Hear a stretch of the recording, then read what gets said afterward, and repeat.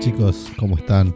Bienvenidos nuevamente a un video del profe Pablo para historia. En esta ocasión continuando con lo que quedamos en la última clase, que era el tema de la posguerra, ¿no? Se recuerdan que en el anterior video de cuarto año empezamos a trabajar un poquito qué cosas habían cambiado luego de la Primera Guerra Mundial, ¿no?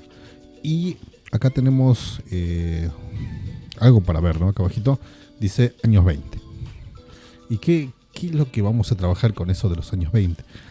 Bien, vamos a ver que hay algo que sucede tanto en Europa como en América durante los años 20. Y es interesante ver cómo esos años 20 son lo que determina lo que va a salir después, ¿no? Lo que va a pasar después. Y que todos estos años 20 es consecuencia de lo que transcurre durante y después con los tratados de paz de la guerra, ¿no? Bien, sin dar más vueltas, ¿no? La posguerra, la guerra termina en 1918 y uno de los principales tratados es el Tratado de Versalles, ¿no?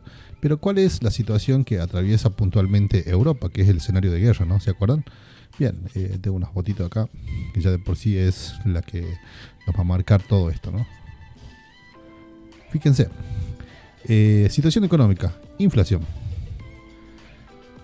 ¿Por qué es importante marcar esto, no? Durante la guerra ya existía un proceso inflacionario, que era que los precios iban subiendo porque estaban encarecidos, es decir, que no había mucho disponible, iban subiendo, ¿no? Pero ¿qué es lo que pasa? Luego de la guerra, por así decirlo, se libera la demanda.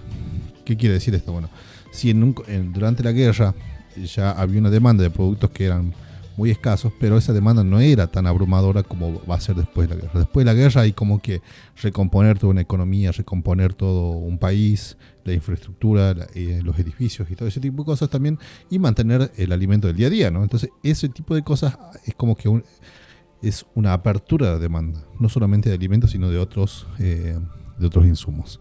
Y ahí es cuando, si de por sí la demanda estaba aquí, la inflación y los precios estaban aquí porque ya escaseaban, es decir, que los precios estaban escaseando aquí, entonces la demanda hace que los precios que ya estaban elevados suban mucho más, ¿sí? Porque ya, como lo acabamos de decir, de nuevo, los productos estaban encarecidos, es decir, que no había disponibilidad de productos. Y por lo contrario, ya de por sí, como los productos son poquitos, los que hay, sube el precio. Después de la guerra, las personas empiezan a demandar más productos. Y eso hace que suba el precio, pero suba más.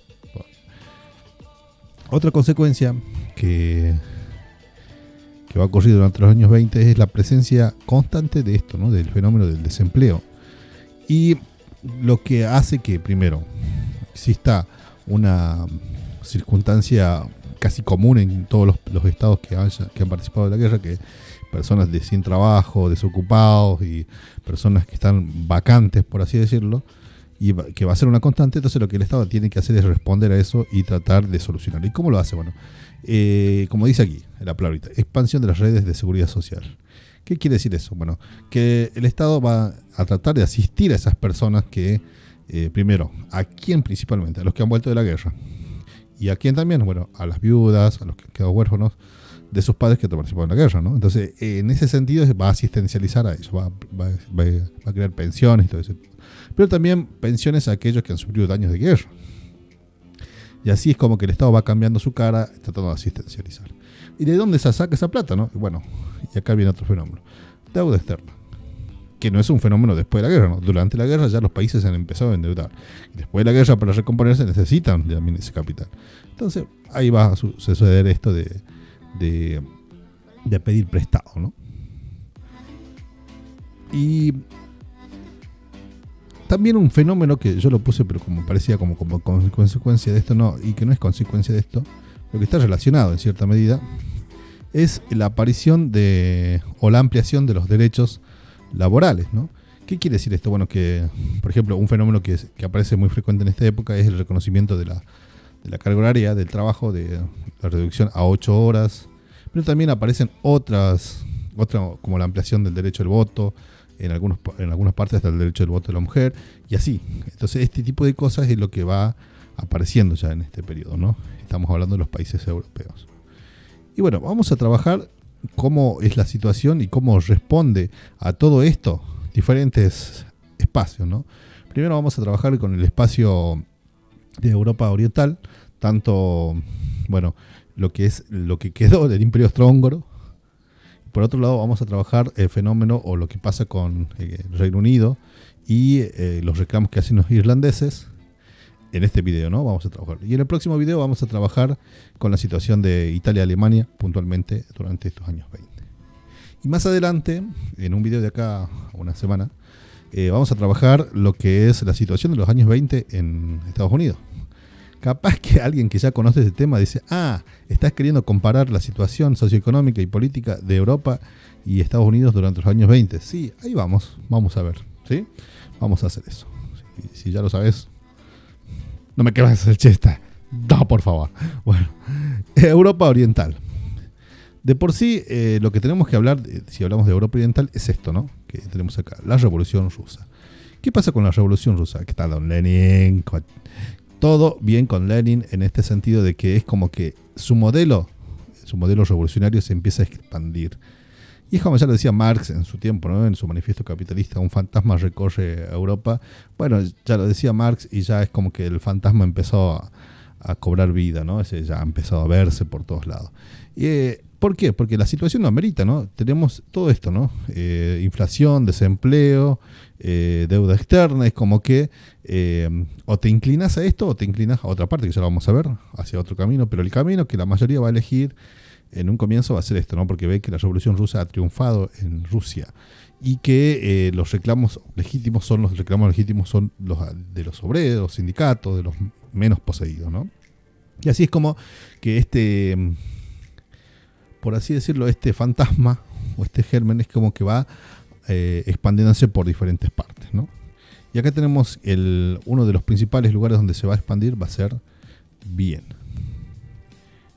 Capital o uno de los lugares del Imperio Austrohúngaro, que ahí, de Austria puntualmente, donde se va a producir un levantamiento. ¿Qué tipo de levantamiento? Bueno, un levantamiento donde van a participar primero las bases. ¿Qué son las bases? Bueno, los trabajadores, con una postura anti-belicista, es decir, anti la guerra, rechazando todo lo que ha hecho la guerra y todo eso. Pero también a esto se le va a sumar, que es interesante ver como fenómeno, no solamente los trabajadores, ¿sí? Se le va a sumar también los soldados.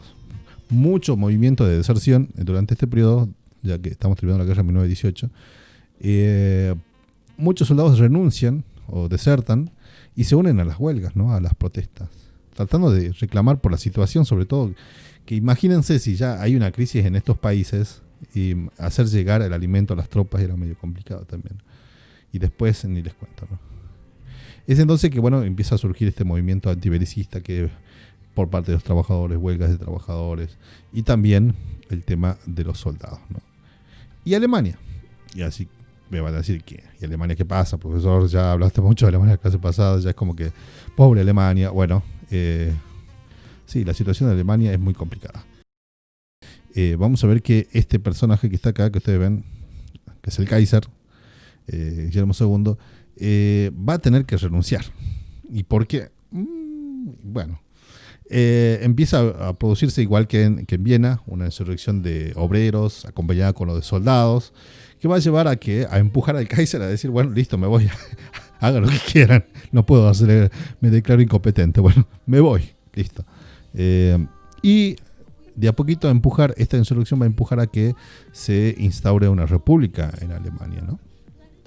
Pero, qué interesante, no lo puse aquí, pero me estoy acordando que la influencia rusa no solamente está en Europa, ¿no? Europa Oriental. Me acomodó.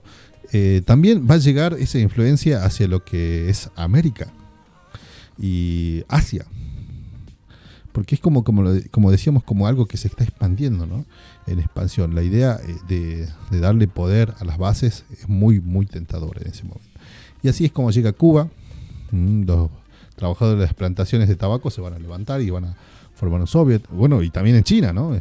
En Pekín está ya un movimiento estudiantil revolucionario. Es como es la primavera del socialismo, por así decirlo, ¿no? Y esto nos va a llevar a hablar de Hungría. Y mira el nombre que tiene el tipo, Belakum. Mira lo que logra Belakum, ¿sí? ¿Qué es esto? Y bueno, el modelo revolucionario ruso llevado a Hungría. ¿Qué pasa con...?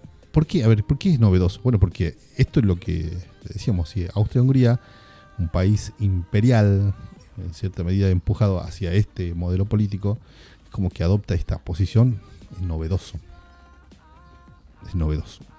Bien, Belakum, ¿qué es lo que va a hacer? Forma parte del Partido Comunista y va a instaurar por un tiempo una república soviética. Y en ese sentido es como que va a llevar a cabo esos objetivos que vimos que los llevó la Revolución Rusa, como por ejemplo en primera instancia nacionalizar algunas empresas o expropiar tierras, ¿no? Que es, ¿sí? O socializar el transporte y así. Además se va a tener un pequeño enfrentamiento con recién joven Checoslovaquia, es que para definir el territorio. Pero esta experiencia va a ser muy breve. ¿Por qué? Porque dentro de lo que es Hungría va a haber una facción nacionalista que va a estar en contra del movimiento comunista liderado por Belakum. Y es entonces como que de a poquito se le va a ir restando el apoyo que tiene Belakum y el Partido Comunista, y a un punto en el cual el ejército que apoyaba a Belakum se va a fragmentar, ¿sí? El apoyo que ellos tenían se va a fragmentar, y bueno, sumado al caos económico que ya está reinando, a las peleas entre los mismos comunistas, va a hacer que en el mismo año termine por caer la república que había armado Belakum en Hungría, ¿no? Entonces como que la experiencia de Belakum o la experiencia socialista es muy muy cortita, por así decirlo, ¿no? Por eso ponemos una X. Bien, ¿y qué vamos a hablar ahora? Vamos a hablar del Reino Unido. Sí, ya hablamos de Europa Oriental, recién acabamos de hablar, y ahora nos toca hablar del Reino Unido. ¿Y qué vamos a hablar del Reino Unido? Puntualmente de esto, que ya es muy conocido, sobre el enfrentamiento y el reclamo de independencia que Irlanda tiene sobre el Reino Unido. Y que Irlanda, ¿qué es lo que pasaba? Bueno, tenía un reclamo ya diciendo, bueno, queremos nuestra independencia, queremos nuestra autonomía política, etcétera, etcétera, etcétera. Entonces como que ya había una facción nacionalista con un reclamo ya de mucho tiempo, reclamando sobre su autodeterminación. Y en ese sentido, ya durante la guerra, imagínense, se tuvo que retrasar ese reclamo porque ya había como un pedido, y el Reino Unido había dicho, bueno, que sí, pero que esperá, estamos en guerra, esperá que pase la guerra, resolvemos esto, ¿no? Pero ¿qué pasó? La guerra se extendió en el tiempo y algunos se empezaron a cansar y veían que como que el conflicto era muy, muy largo. Entonces como que había una parte de los irlandeses que sí había acompañado al Reino Unido en la guerra, además había participado en la guerra, viendo tropas y todo eso. Pero otra parte como que no, ¿sí? Exigían la independencia y la creación de una república, ¿sí? Y en 1916 encabezan una insurrección armada, que es conocida como, a ver, le pongo acá, como la Revuelta de Pascua, ¿sí? Una insurrección armada conocida como la Revuelta de Pascua. ¿Qué pasa en esta Revuelta de Pascua puntualmente? Bueno, los ingleses se enteran, dan vuelta a la cara y reprimen a toda la revuelta. Y eso crea como resentimiento en la isla. Bueno, entonces como que nos están escuchando, nos dijeron que iban a ayudarnos y no nos están ayudando, y bueno, y así. Es entonces que 2 años después de la Revuelta de Pascua, ya con un partido nacionalista muy fuerte y con muy fuerte presencia en la política irlandesa, va a tener un triunfo aplastante, ¿no? Y uno de esos líderes de ese partido, bueno, el partido es el partido Nosotros, creo que se traduce a nuestro idioma, Emón Valer, algo así, es lo que va a tratar de repudiar todo la respuesta a la revuelta que tuvo los ingleses, ¿no? Sobre esto, los británicos. Y dentro de ellos se va a destacar la figura de Michael Collins. Los nombres son zarpadísimos, sí. Acá está, el Partido Nosotros, recuerden eso, ¿no? El Partido Nosotros. Dentro del Partido Nosotros se va a destacar la figura de Michael Collins, no nada que ver con Phil Collins. Michael Collins, que en realidad no es el líder, sino que es un ministro de finanzas nomás. Pero ¿qué es lo que pasa con este tipo? Va a ser uno de los protagonistas de la guerra que va a tener a los irlandeses y británicos enfrentados. ¿Por qué? Porque en realidad el tipo va a estar al frente del ejército, tiene mucha experiencia con las armas, ¿no? Entonces el ejército, él va, bueno, se va a conformar, ¿sí? En frente, como respuesta a todo lo que había hecho los británicos, se va a conformar un parlamento, ¿sí? Es medio loco, ¿no? Porque se conforma el parlamento todavía siendo parte de Reino Unido, o sea, tienen un parlamento y que no está autorizado por Reino Unido. Ese parlamento va a desafiar todas las decisiones que va a tomar el Reino Unido o los británicos y van a crear el ejército republicano de Irlanda, el famoso IRA, que ha tenido su actuación hasta casi hoy en día, ¿no? Ese IRA es el que se va a enfrentar a los británicos. Miren, acá están los tipos del IRA, refacheros, preparándose para resistir a la dominación británica. ¿Y qué le va a pasar con el IRA? Y esto es interesante. Durante tiempo ellos van a estar enfrentados con los británicos, ida y venida, así. Entonces, no, que ya esto, y así van a estar enfrentados y va a haber una guerra de guerrillas, ¿no? Ellos van a preferir este tipo de guerra donde van a tratar de recortar recursos a los británicos de a poquito. Pero esto va a ir socavando primero la situación económica ya de los británicos, pero también la situación económica de Irlanda, ¿sí? Porque los dos van a empezar a gastar recursos, ¿no? Y eso ya acentuado con la crisis económica que ya vienen experimentando, producto de la Primera Guerra Mundial, es como que va a ir desgastando las posiciones, ¿no? ¿Qué es lo que va a pasar? Bueno, las reservas de uno y del otro se van a estar al límite ya de agotarse y van a tener que entrar en negociación porque no queda otra. Y esa negociación va a conducir a lo que se llama el Tratado Anglo-Irlandés. ¿Qué pasa con el Tratado Anglo-Irlandés, no? Ya aprendí a hacer llaves, chicos. Ya aprendí a hacer llaves, para que vean. El Tratado Anglo-Irlandés es el tratado que pone final a este conflicto entre los irlandeses y el Reino Británico. Pero ¿qué es lo que pasa?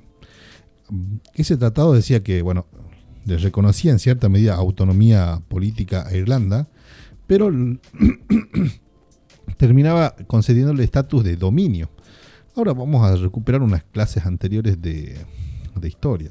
¿Se acuerdan del imperialismo, chicos? ¿Se acuerdan o no?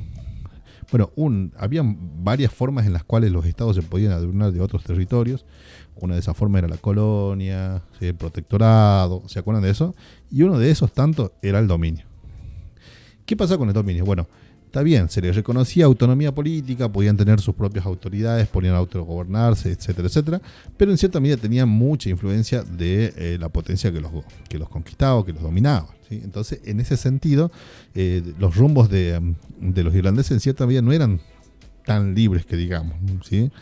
Y aparte, había otra cosa que les gustó mucho a los irlandeses, sobre todo a Irlanda del Norte. ¿Qué pasó? Que los tipos, ¿sí?, quedaron bajo el control directo de los ingleses. O sea, Irlanda del Norte, lo único que pudieron zafar es Irlanda del Sur. Y ahí como que todos dijeron, pará. ¿Quién firmó el tratado? ¿Quién fue el inteligente que firmó el tratado? Acá lo tienen. El señor Michael Collins firmó el tratado y a muchos lo van a considerar traidor a la causa de la autonomía de los irlandeses.